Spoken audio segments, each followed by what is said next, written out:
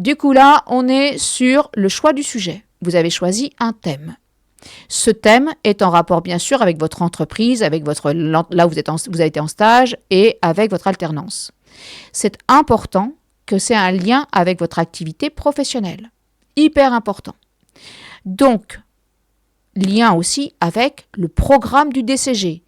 Une UE du DCG ou plusieurs UE du DCG. 1, 2, 3, 4, 5, 6, etc. Je ne vais pas toutes vous les faire, bien sûr.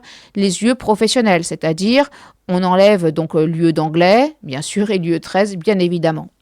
Votre sujet donc peut porter que sur une seule UE du programme, comme elle peut porter sur plusieurs UE du programme. Il faut impérativement, j'insiste, que vous ayez un aspect pratique. Si vous êtes parti pour faire une présentation purement théorique, je ne garantis pas votre note. C'est clair, vous prenez un risque immense.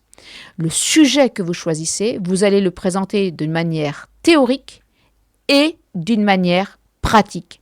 Vous allez illustrer avec du concret. Et j'ai pas dit comme dans un bouquin, genre je fais des exercices qui sont des exercices scolaires. Non, avec des éléments qui sont le résultat de votre activité dans votre entreprise, dans votre cabinet. Qu'est-ce qu'on va regarder? La grille va vous évaluer sur quoi? Sur cette présentation, mais notamment sur le fait que vous avez une analyse réflexive et critique. Attention, donc ça, je vais en reparler plus tard. Mais vous devez donc avoir en tête que votre présentation n'est pas linéaire. Elle n'est pas statique. Elle doit faire intervenir à un moment donné votre jugement. Alors bien sûr, une sorte de jugement professionnel. Un genre avantage, inconvénient, prise de recul. Vous devez avoir un travail structuré. Structuré, ça veut dire grand 1, grand 2, etc. Je vais revenir dessus. Votre écrit est clair, il est professionnel, on ne se perd pas dans le détail, on fait des phrases plutôt courtes, on en fait une succession, on fait des paragraphes, tout est organisé. Et toujours, je rappelle, en lien avec votre pratique professionnelle. Vous devez faire une introduction du sujet que vous allez traiter, du thème.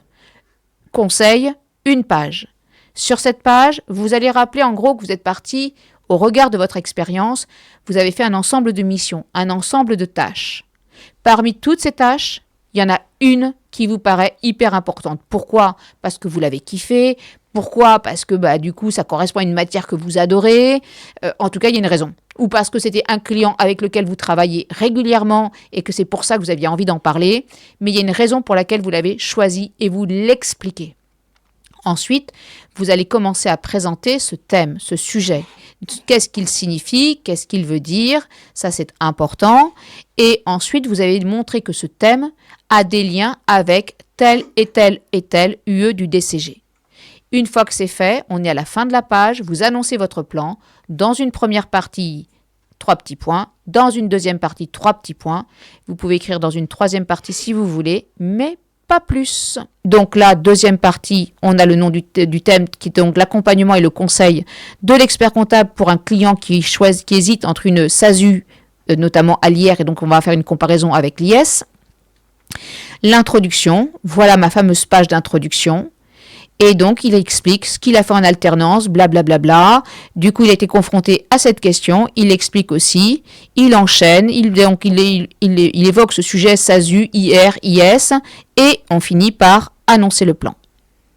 Et donc, on va commencer avec la première partie. Donc, création de la SASU à l'IR.